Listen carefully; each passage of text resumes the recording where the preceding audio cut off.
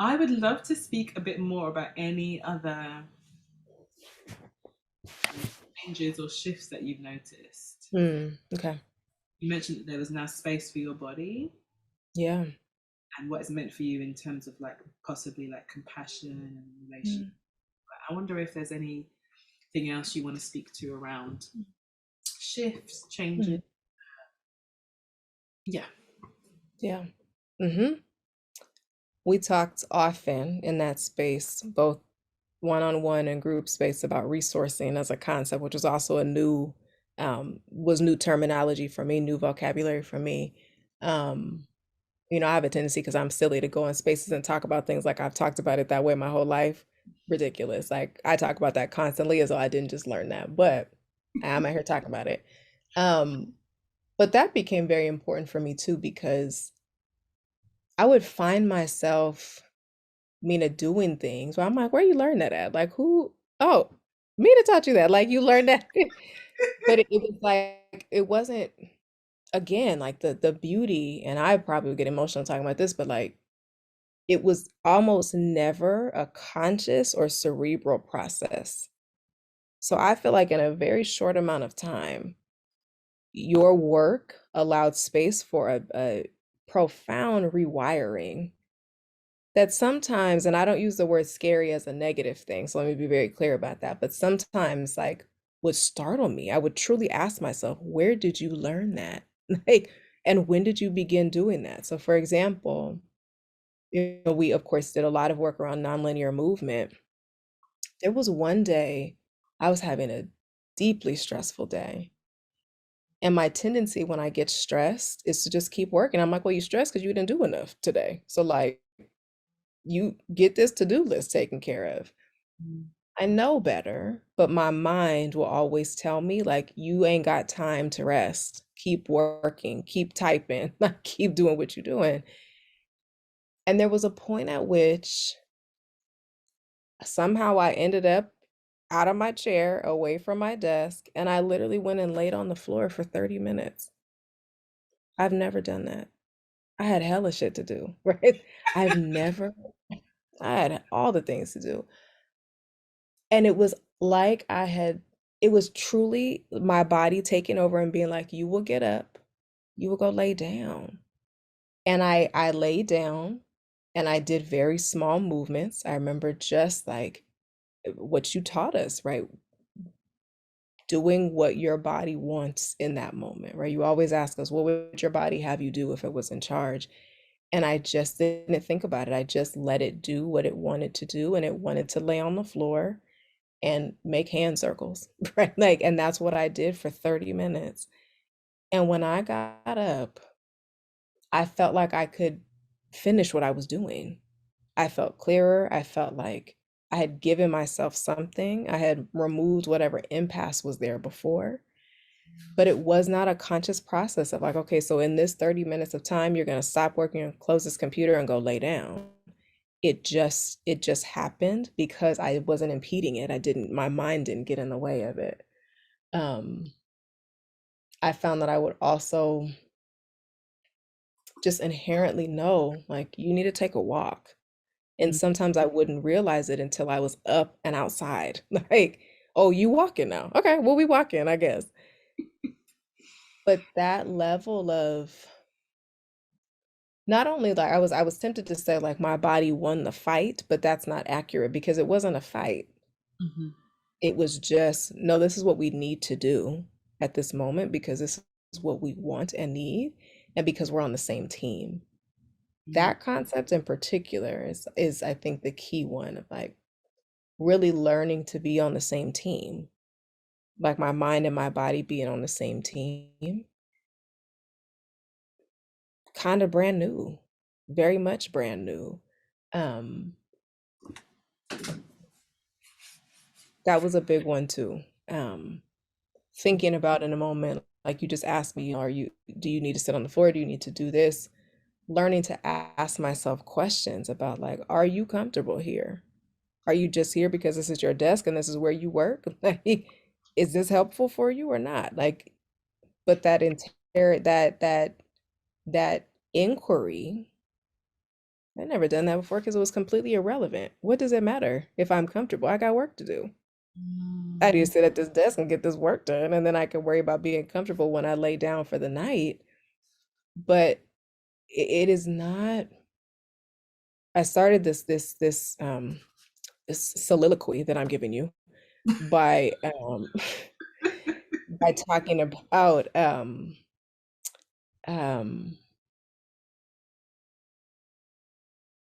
resourcing, yes, but like not really even feeling like it was a choice. My body was like, we got to do this right now. Let's go. Um, so that's one. I think the other, I would find myself doing things, and I'm sure if anybody saw me, they'd be like, what is she experiencing? Like, what is she going through right now? But doing things like sitting and in the window and having tea for 30 minutes. Girl, you do not have time to sit and have tea for 30 minutes and look out this window. But it's what I needed at that moment. So I did it. And I didn't give myself a hard time about it. And that was brand new, brand new. And I would just kind of sit in it and be like, what you doing? But it wasn't from a place of like, what are you doing? And please get up because we don't have time. It was from a place of, I'm really curious that you're doing this. All right, I guess we're doing this. But then feeling really proud afterward of like, you did that. You honored that part of yourself that just needed something different than what you were giving it, and you didn't fight it. I feel so proud of myself in moments like that because I'm like, you never, you never did that before. It didn't even occur to me to do those things before. Um, and again, like it was just something that you offered to me. Can you just make a different choice? If your body were in charge, what would it have you do? And then when it asked to be in charge, I didn't fight it. That was I'm still blown away by that. It happens probably once a day, maybe every other day, and I just marvel at it every time it happens, but I don't get in the way. Mm. I don't interrupt it. I just and I keep saying it, but the reality is I don't interrupt me. Right? I don't interrupt myself. I Mhm. trust it. And I think maybe that's the foundation of what I'm trying to say. Yes, this is work, of course, about embodiment, but I think a key part of the foundation is self-trust, right? Like learning through the work that you did with us, learning to trust myself, all the parts of myself, to make the right decision for me in that moment. Trusting that if my body is asking something of me, it's not because it doesn't want me to be successful. It's not because it doesn't want me to be able to do the thing that I need to do. It's because it deeply wants me to be alive. It deeply desires for me to be well. Mm. Um, and it knows. And then inherently, I know that, like, that is the greatest form of resistance, is for me to say, amidst all the things, right? The most important thing is for me to sustain.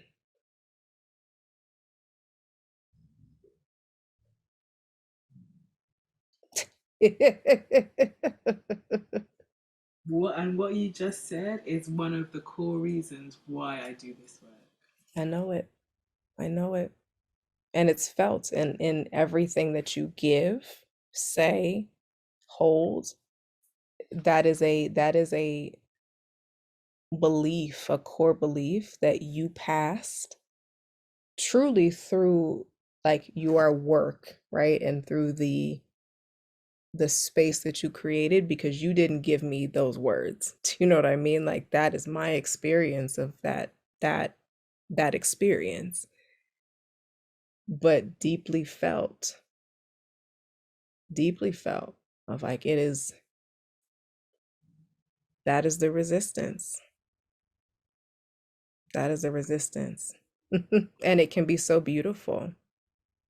It can be so beautiful and glorious.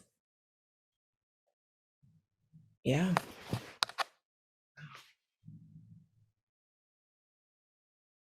That's you. That's you. That's what you give.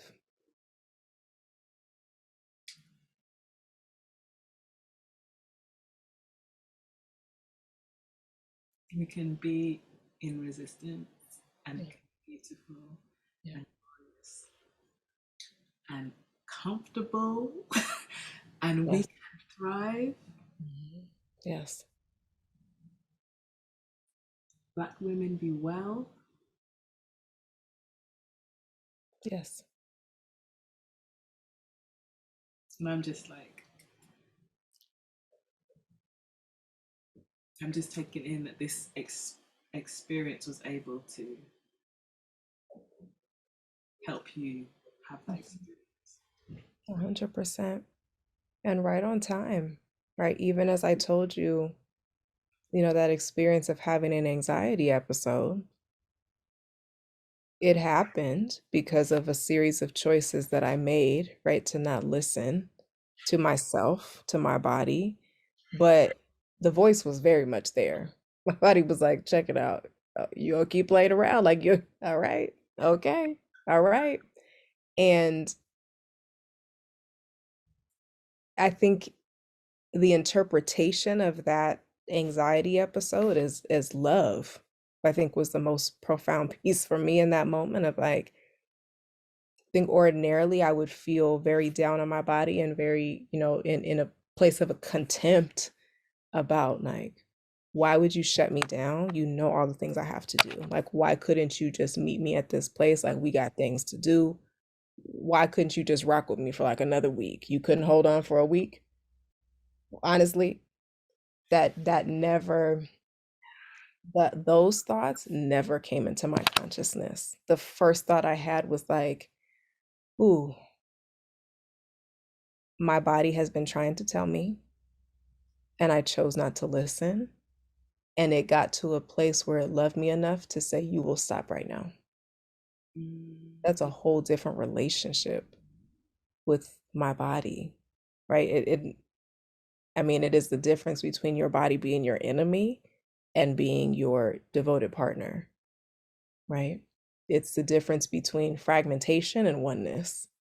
Even in a moment that's hard, I felt very much like my body was working to remind me, I am not your enemy. I am not divorced from you. But I also need you to understand I love you enough that I will shut you down if you are not hearing me.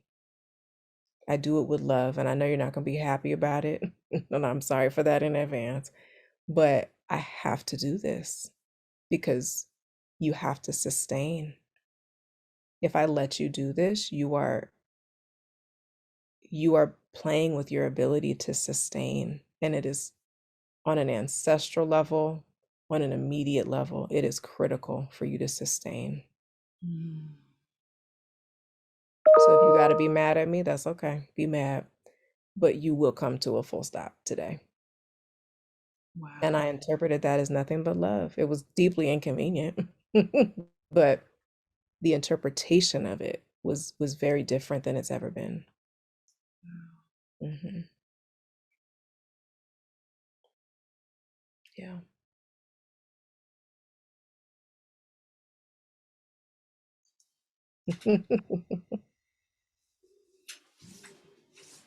I can't even. All I can say is I can't even. I cannot. Said, what you said is everything. Good. It is the deepest truth. And I'm grateful for this space to recap it because it is a reminder to me of truly how important of an experience it was and how timely of an experience it was. Um, I needed that so much. And I don't know quite honestly if I would have chosen it for myself, right? Again, as I talked about, I trust you so deeply. Um, and I trust your ability 100% to be a steward and a guide. And so it was a no-brainer for me to say yes. Um, and also what a gift for you to give to us, as the first folks to experience this with you. Um, but to be able to recap it again is just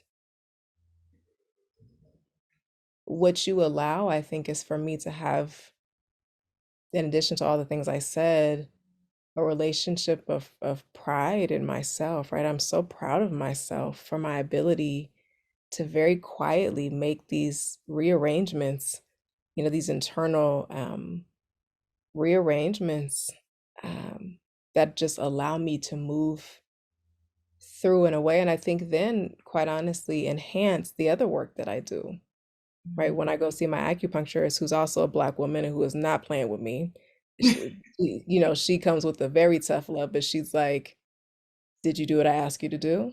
Did you drink all the water I asked you to drink? Okay, so, um, but it supports all of that work, right? And being able to recognize,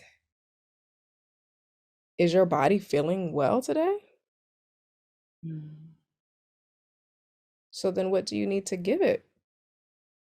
But even that question of like, my body is no longer an inconvenience to me. Mm. Somebody who has a fair amount of limitations because of, things that have gone on with my body for years. I've learned to treat it as though we're an inconvenience or that it was trying to limit me, when it's like, we could be better. We could do better for you, but not if you insist on treating us like we're over there. Not if you insist on being disconnected. Mm.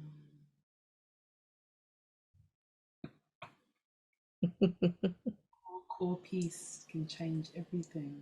Hope. Truly, truly. So it is, it was my honor to be in this space, and I'm so deeply grateful to you for what really how you taught me to be in closer relationship with myself, to be honest. To me that feels like the foundation. Um, I want to embody a spirit of oneness at all times. And I want to be very aware when I'm not, so that I can do the work I need to do to get back to that place, because I now know what that feels like. If you don't know what something feels like, then you don't know what you're missing, right? Well, I mean, I'm just out here. But when you know what it feels like, you immediately know when you're not there. Mm. And I immediately know when I'm not there. And then my charge becomes, go to the tools that you have to get back there. Mm. Because that is the strongest place from where you can lead. That Mm. is your best self. Please get back there. Amazing.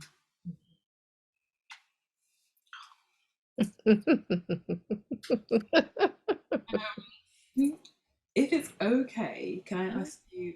We're at what is it? 19 minutes past 6. Okay. Yep. Just give you one more Please. question, if that's okay. Absolutely.